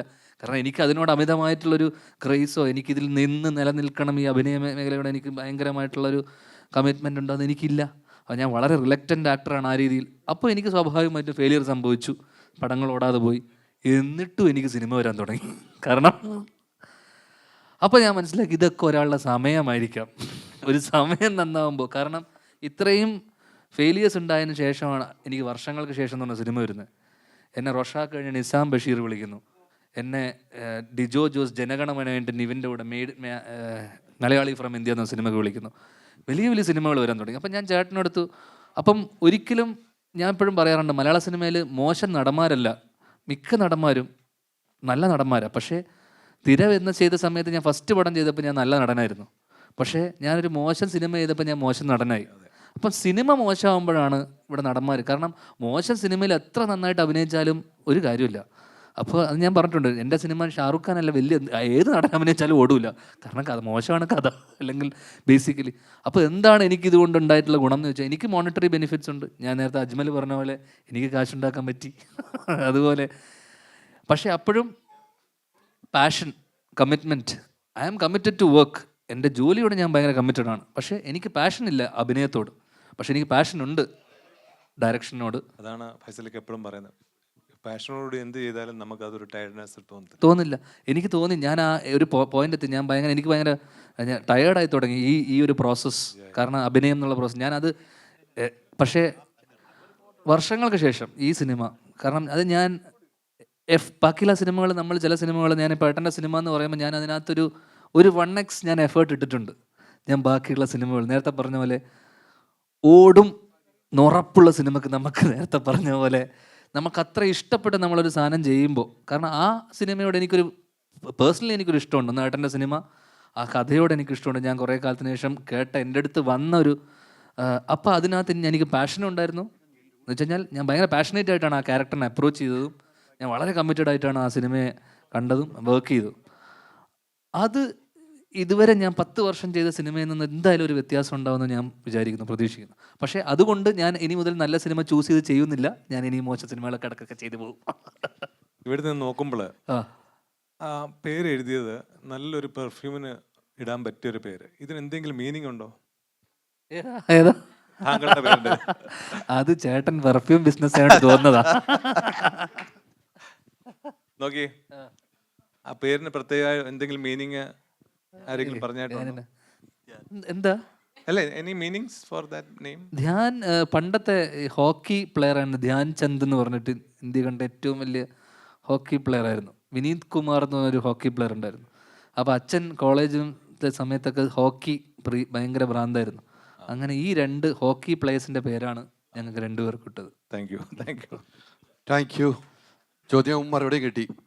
ചായക്കടക്കാരാ നിന്റെ ചായയിലും മധുരമില്ല. വയനാട്ടിൽ നിന്ന് കണ്ടിട്ട് പിന്നെ ഇപ്പോഴാണ് കാണുന്നത്. ദൈവമേ, അതെ, അതല്ലേ ആ വയനാട്ടിൽ കണ്ടതാ. കാണാണ്ട് പോകാൻ പറ്റില്ല, അതുകൊണ്ടാണ് പരിപാടിയായിട്ട് വന്നു കണ്ടിട്ട് ഷൈഖാൻ്റെ ഒന്നും ഉമ്മ വെച്ചിട്ട് പോകണ്ട. സന്തോഷം, അടിപൊളി. അല്ല, മനസ്സിലായല്ലോ അല്ലേ? എന്താണ് അനങ്ങായിരിക്കുന്നത്? ധ്യാൻ്റെ അടുത്ത് എന്തോ ചോദിക്കാണെന്ന് പറഞ്ഞു, ചോദ്യം ചോദിച്ചിട്ട് പോകുന്നു പറഞ്ഞു. ധ്യാൻ്റെ അടുത്ത് എന്തോ ചോദിക്കാണെന്ന് ചോദിച്ചു, എങ്കിലും ഒരു ചോദ്യം ഉണ്ടെന്ന് പറഞ്ഞു. എന്നോട് പറഞ്ഞത് എന്താണെന്നറിയോ? ഇതെങ്ങനെ വയനാട്ടിൽ നിന്ന് ഇവിടെ എത്തി ധ്യാൻ പെട്ടെന്ന്? ഞാൻ ഇവിടെ വരുമ്പോൾ അങ്ങനെയാണ് ചോദിച്ചത്. ഇല്ല, നമ്മുടെ ആ പടം എന്നാ ഇറങ്ങാണത്? ഏതായാലും നന്നായിട്ട് വന്നിട്ടുണ്ട്. കൂടി വയനാട്ടിലൊരു പടം ചെയ്തിരുന്നു. കുറേ നല്ല മുഹൂർത്തങ്ങളൊക്കെ ഉണ്ടായ പടങ്ങളാണ്. എല്ലാവരും ആ പടം കാണണം. പടത്തിൻ്റെ റിലീസും പരിപാടികളൊക്കെ ധ്യാൻ ഭായി തന്നെ പറയും. അപ്പോൾ ഇവിടെ വന്നപ്പോൾ കാണണമെന്ന് ഭയങ്കര ആഗ്രഹം, വേഗം ഓടി പോകുന്നതാണ് കേട്ടോ. വേഗം പോകണം. കണ്ടൊരു സന്തോഷത്തിൽ പെട്ടെന്ന് പോവാണോ? ഓക്കെ, ഓ സന്തോഷം സന്തോഷം സന്തോഷം. അപ്പൊ നല്ലൊരു കൈയടി കൊടുക്കാം. മൈക്ക് തന്നല്ലോ, എന്തായാലും ഞാനൊരു ചോദ്യം ചോദിക്കാം. അപ്പോ ഈ നിർത്തിക്കൂടെ നിന്റെ ഇളപ്പിളക്കൽ എന്നാണോ? മീൻകാരെന്നല്ല, ഏത് വേഷം കിട്ടിയാലും ഞാൻ പൊളിക്കും. മീൻകാരൻ എന്താ മോശ? പക്ഷെ മറ്റുള്ളവർക്ക് കേൾക്കുമ്പോ അമ്മനെ ഇഞ്ഞിന്നൊക്കെ വിളിക്കുന്നുണ്ട് എന്നുള്ള ഒരു ഇത് വരും. ഞാൻ ഈ കോളേജെല്ലാം വിട്ട് പഠിത്തമൊന്നും ഇല്ലാത്ത സമയത്തെല്ലാം ഇവരെല്ലാം കൂട്ടിരുന്നിട്ട് ഹോമമായിരുന്നു, കുടുംബക്കാർ മൊത്തം, ഞാൻ നന്നാവാൻ വേണ്ടിയിട്ട്.